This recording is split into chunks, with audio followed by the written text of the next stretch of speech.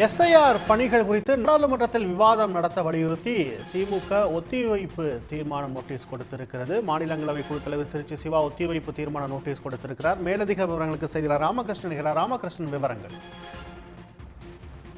அதாவது நாடாளுமன்றத்தினுடைய குளிர்கால கூட்டத்தொடர் என்பது நேற்றைக்கு துவங்கியிருக்கிறது. 19ஆம் தேதி வரை நடைபெற இருக்கிறது. இந்த குளிர்கால கூட்டத்தொடர் நேற்றைக்கு முதல் நாளான நேற்றைக்கே அமளியுடன் தொடங்கி இருக்கிறது. நாடாளுமன்ற கூட்டத்தொடர் நேற்று இரண்டு அவைகளிலுமே தொடங்கிய உடனேயே எஸ்ஐஆர் விவகாரம் குறித்து நாடாளுமன்றத்தின் இரு அவைகளிலும் விவாதம் நடத்தப்பட வேண்டும். ஏனென்றால் நாடு முழுவதும் இது ஒரு பெரிய சர்ச்சையை ஏற்படுத்தி இருக்கிறது. பல்வேறு முறைகேடுகள் நடந்து கொண்டிருப்பதால் இந்த விவகாரம் என்பது நாடாளுமன்றத்தில் முக்கியமாக முதல் பிரச்சனையாக விவாதிக்க வேண்டும் என்று எதிர்கட்சிகளான காங்கிரஸ், திராவிட முன்னேற்ற கழகம் உள்ளிட்ட கட்சிகளுடைய எம்பிக்கள் பிரச்சனை எழுப்பினார்கள். ஆனால் இரண்டு அவைகளிலுமே இந்த விவகாரம் தொடர்பாக தற்போதைய சூழ்நிலையில் விவாதம் நடத்துவதற்கு முடியாது என்று கருத்து தெரிவித்ததன் காரணமாகத்தான் நேற்றைய தினம் நாடாளுமன்றம் செயல்படாமல் ஒத்திவைக்கப்பட்டது.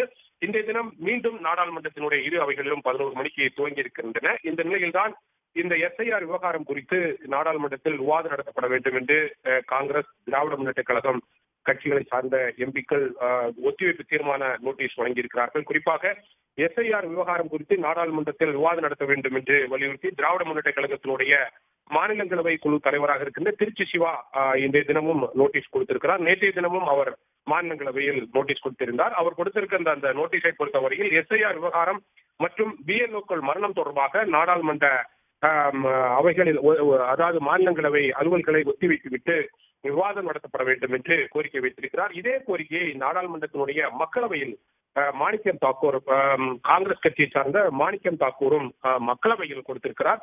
இதே போன்று எஸ்ஐஆர் விவகாரம் குறித்து விவாதம் நடத்தப்பட வேண்டும் என்று கன்னியாகுமரி எம்பியாக இருக்கின்ற விஜய் வசந்தும் நோட்டீஸை மக்களவையில் கொடுத்திருக்கிறார். நேற்றைய தினம் முதல் நாளான நேற்றைய தினமே இந்த விவகாரம் தொடர்பாக விவாதம் நடத்தப்பட வேண்டும் என்று வைக்கப்பட்ட கோரிக்கைகள் அனைத்துமே நிராகரிக்கப்பட்டிருக்கின்ற இந்த சூழ்நிலையில் இரண்டாவது நாளாக மக்களவை மற்றும் மாநிலங்களவையிலும் இந்த எஸ்ஐஆர் விவகாரம் தொடர்பாக விவாதம் நடத்தப்பட வேண்டும் என்று எதிர்கட்சிகளை சார்ந்த எம்பிக்கள் நோட்டீஸ் கொடுத்திருக்கிறார்கள். ஆனால் இவர்களது கோரிக்கைகள் ஏற்கப்பட்டு இன்றைய தினம் விவாதம் நடத்தப்பட வேண்டுமா என்பது 11 மணிக்கு பிறகுதான் தெரிய வரும்.